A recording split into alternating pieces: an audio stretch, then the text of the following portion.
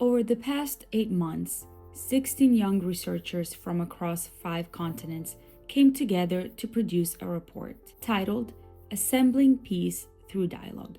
The report examines the governance of AI in nuclear systems, the preservation of the memory of the hibakusha, and the growing connection between nuclear weapons and climate change.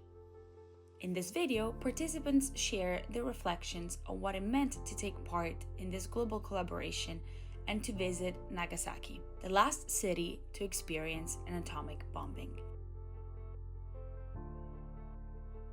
Until a few days before the trip, I didn't know if I would make it, considering the rapidly escalating events in the Middle East. And being here in this peace park reminds us of the fragility and the importance of peace, particularly during the trying times that we are going through today and that we have been passing through over the past few years.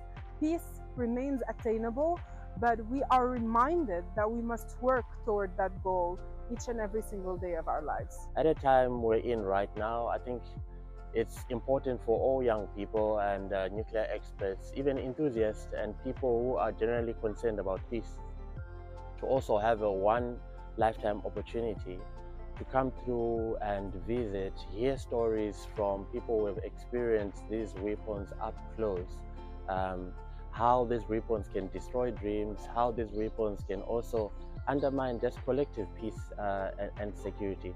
Obviously, after years of doing policy advocacy together with nuclear-affected communities and their allies across Kazakhstan and nuclear-affected states, it's really meaningful for me to make this full circle moment when I'm here in Nagasaki, spending time with fellow nuclear activists and scholars to amplify the messages for peace and spark this dialogue.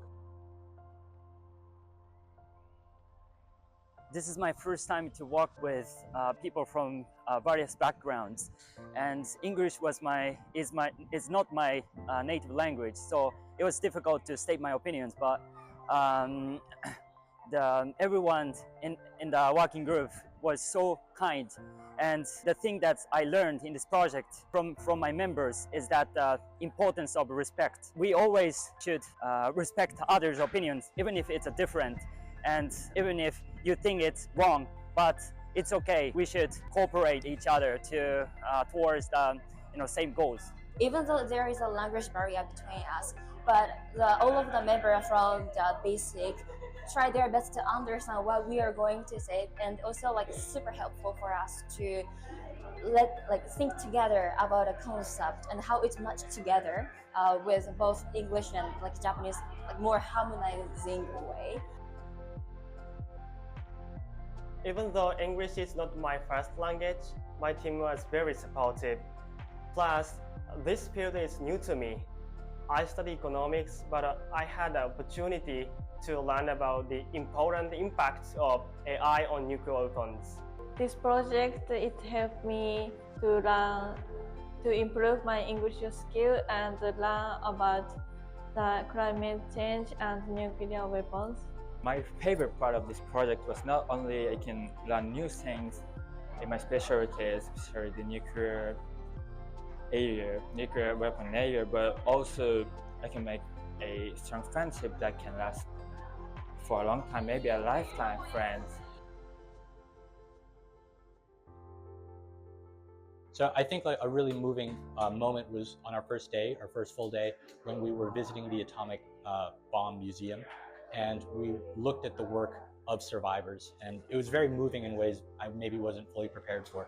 It reminded me of art I've seen during the Spanish Civil War, where oftentimes words or photography failed to capture the horror, the emotions felt by survivors.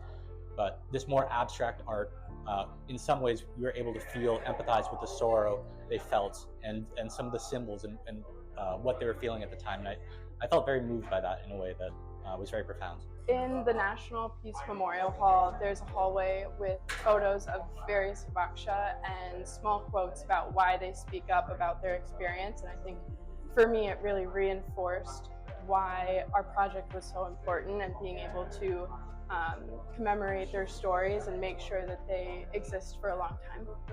My favorite part has been seeing the 2 camphor trees at the Sano Shrine in Nagasaki. For me, trees are very important because they show the entanglement between nature, climate change, our planet, and nuclear weapons.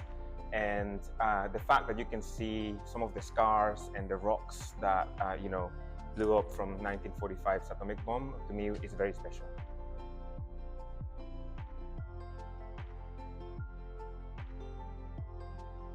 So, as a third-generation survivor of the atomic bombing, the history of the bombing feels very personal to me, and it reminds me that nuclear weapons are not just a political issue.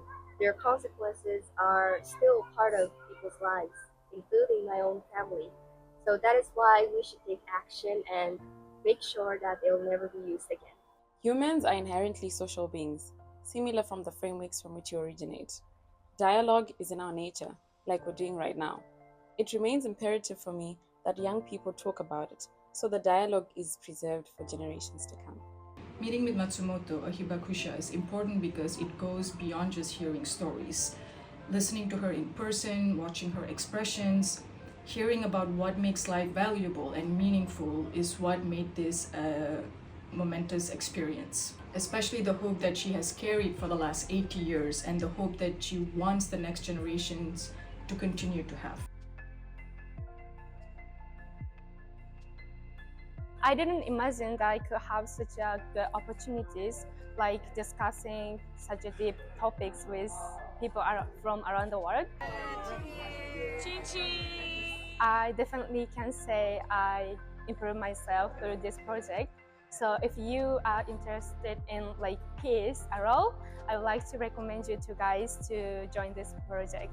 This is a big point of circle for me because I came to Nagasaki 10 years ago as a high school student for my first ever nuclear related project.